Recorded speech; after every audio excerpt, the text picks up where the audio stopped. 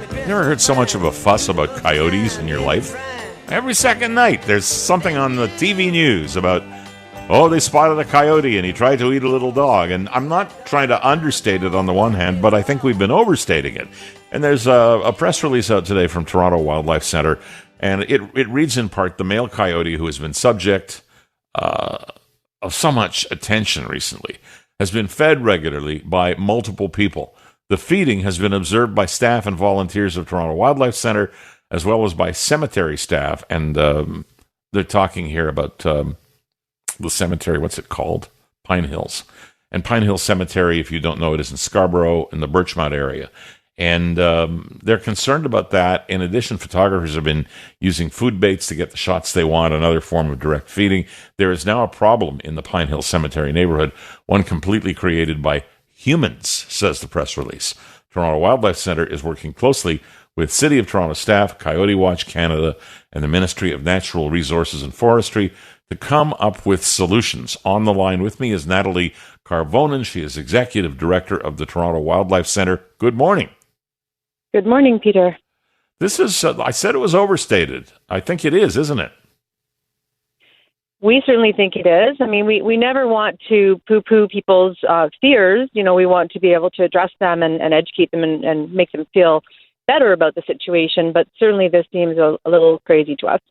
Well, it seems a little crazy to me, and the reason is I know a little bit about coyotes. First of all, when I found myself in Toronto, which is about 40 years ago, we didn't worry about coyotes. They didn't seem to be in evidence. If they were here, they were well hidden. I think at that point they were still migrating north, and we were a little colder then, and now we've got a lot of coyotes in the area, and they've been proliferating. And the issue with the coyotes is there are some people out there who think that they're talking about a Canadian wolf that weighs 100 pounds and is going to take a flying leap and attack you. And it's not that way. Coyotes weigh 30 pounds, maybe a monster one is 40. They tend to keep to themselves. They're skinny little things, so they're always foraging for food, and they don't typically, on an unprovoked basis anyway, attack a human. That's absolutely correct. I mean, their favorite food item is meadow voles, which are essentially a type of mouse. You know, they really would rather do what's easiest, and as you say, they'd like to stay away from people and just be left alone. But in this case, you know, this coyote has been trained to come to people because he's been getting a food reward for doing that for a long time. It sounds like it's kind of, we all know people who, they go out and they get a dog as a pet, and the dog pees on the floor, which all dogs do for the first 6 or 8 weeks until you get them outdoor trained. So you try to paper train them, then you try to get them out the door. And these people, the dog will pee on the floor like it knows what it's doing, and they'll slap the dog on the nose and say, "No, bad boy." And then 2 minutes later, they'll hand him a cookie. That is not how you train an animal. And essentially, coyotes aren't any different. Not suggesting we're trying to toilet train them in houses, but we are trying to train them not to depend on us, humans, to keep them fed. Absolutely. And heck, it's the same thing with people. You know, I mean, you train an animal to do something in a very intentional way. And I think that if we were, you know, everyone's been to a park and you have a squirrel approach you because he's been fed like crazy in the park, and he says, "Oh, is someone going to give me a handout?" But the difference is this coyote has experienced the exact same thing, but now the coyote approaches someone and people run screaming in the other direction and think that they're going to be, you know, attacked and killed by this animal, which is not the case. What's the best thing to do? You know, if I'm walking, whether I'm by myself or with another person or walking an animal, I don't have a dog right now, but I have. If I'm doing that and I'm confronted by this, 30-pound skinny-looking thing that's dog-like in appearance, and I say to myself, well, that's a coyote, what do I do? The fundamental thing to do is just act big and scary. I mean, they are already afraid. I am big and scary. Yeah, exactly. But the coyote's going to be thinking, okay, he's big and scary, but this creature gives me food. So, I mean, you have to clearly indicate you don't have any food and be bigger and scarier. And we've already done this with this coyote, and Coyote Watch Canada has as well. And the coyote immediately reacts with fear and runs away and goes, oh, like people are not good. So, I mean, certainly the feeding has to stop, because otherwise, what a confusing situation for this coyote. You get rewarded one day for approaching people, and then the next day people, frighten you. That's really important. But just acting big and scary really does the job.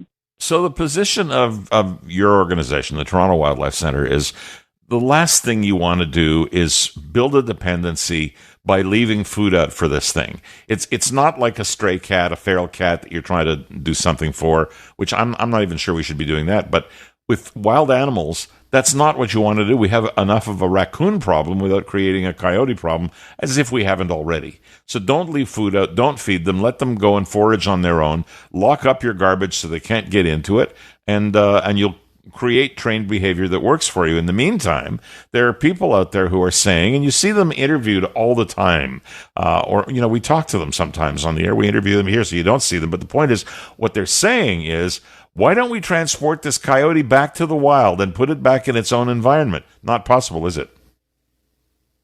It's not possible. And first of all, we pride ourselves in Toronto being a very green city. I mean, it's certainly one of the reasons that I love living here in Toronto.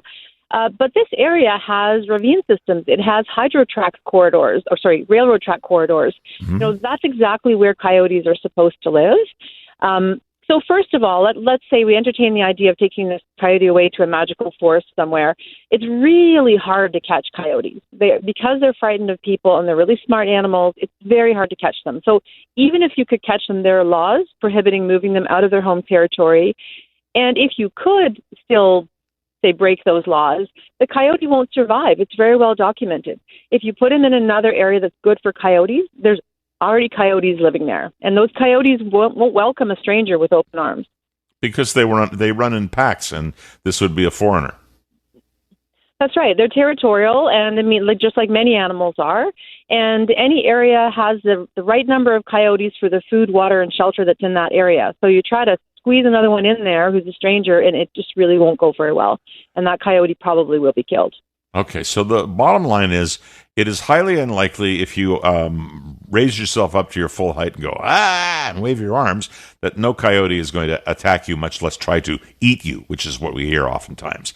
However, a coyote will feed on a small dog or a small cat if that animal is unprotected or left alone. So for those of you who like just sticking the household pet outside in the front yard and closing the door, which is not legal and not a good idea anyway, that might happen to you. But if you guard your dog or your cat, you're not going to have a problem. How come coyotes look to prey on these little things?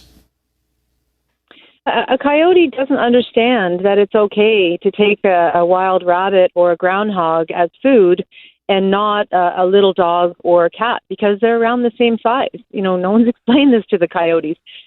So it is incumbent upon us to protect our pets. I've got 2 cats, which I love them like crazy. I would never think about just putting them outside and, going to work or something. When they're outside, we take them out on a leash and harness, or they have a cat enclosure at our cottage. They go out and hang around inside the cat enclosure where they just watch the birds, and they don't hurt any of the birds or chipmunks, but they themselves don't get hurt. So we need to take those steps to protect our pets if we're in areas where there are wild predators. And it's not just coyotes. Birds of prey will take small pets too. Natalie, you've seen coyotes in your center. You've actually had them there to treat them, or however they got captured and wound up with you. You have seen them up close and personal. They're pretty frightened little animals, aren't they? They're very frightened. And in fact, we pretty much have them all the time. We have coyotes now. They're pretty regular animals. We're a very busy wildlife center, so we regularly get them in. And we're also quite good at catching the injured and sick ones, so we get them in because of that too. But yes, they're absolutely terrified of people. I mean, we've had cameras in their enclosures. Say if it was a coyote that was very badly injured, we needed to see if he was walking or something. We know that they do not come out when we're even in the building at all. We can be in the building, 12, 14, 16 hours, and they cower in their den box until we're gone. And then they kind of tentatively come out at, 1 o'clock in the morning to try to get some food and water because there's not people around anymore. So they really are quite frightened of people. So we're not doing them any favors when let's use the best example of all, which would be the media. Media is covering coyotes a lot because it's not just Scarborough or the Birchmount area, the cemetery area. It's all over the place. I remember we were hearing of attacks on small animals, particularly up in the Richmond Hill, Thornhill area, and out westward to the western parts of Vaughan, that kind of thing. Now we're hearing about Scarborough, but they've been seen pretty well everywhere. And when you look at or hear a report from media, the words that are often used are attack, aggressive, stalking, and you say, if I'm correct, those are not words that are appropriate to coyotes because they don't tend to attack, they don't tend to be aggressive, and they don't tend to stalk anything. Well, they might stalk a meadow vole, I guess. Well, a meadow vole, it's a mouse. Yeah, exactly. But I mean, if I use the example I gave before, if you had a squirrel following you in the park because he's been regularly fed and he thinks that he might get a little bit of your sandwich, I don't think we would describe that as stalking, but we do that with coyotes. And it is really problematic because it paints them as a bad animal and a negative animal. And people who don't know much about them, if that's the only information they receive, they come away thinking they're bad, they're dangerous. So certainly that's not good for the people, because it makes them feel uneasy and unsafe in their own neighborhood.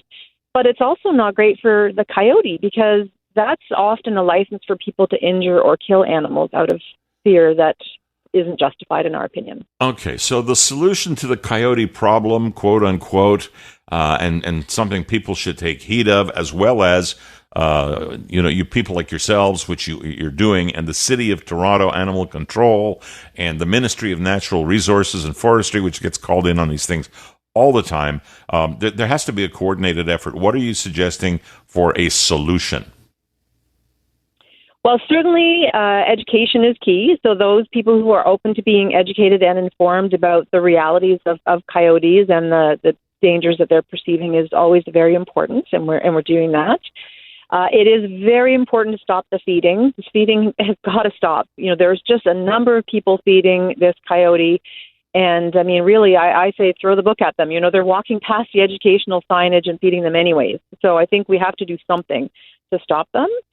And then we need to do what we call a aversive conditioning in our field. So the kinds of things we've been talking about, acting big and scary. Anytime this coyote approaches somebody, it should be call it hazing as well. It should be frightened. We should take measures to say people are bad. Don't approach people. We're going to scream and shout, and it's not going to be a positive experience for you. So that's part of the coordinated approach that we're taking with these other organizations. Is doing that with this coyote. We're trying to do it quietly when there's not people around. We have some good strategies for finding this coyote, and we're hoping that will work if the feeding can stop. Okay, folks, there you have it from somebody who knows what she's talking about. Toronto Wildlife Centre Executive Director Natalie Carvonen, thanks so much for your time this morning. Thank you, Peter.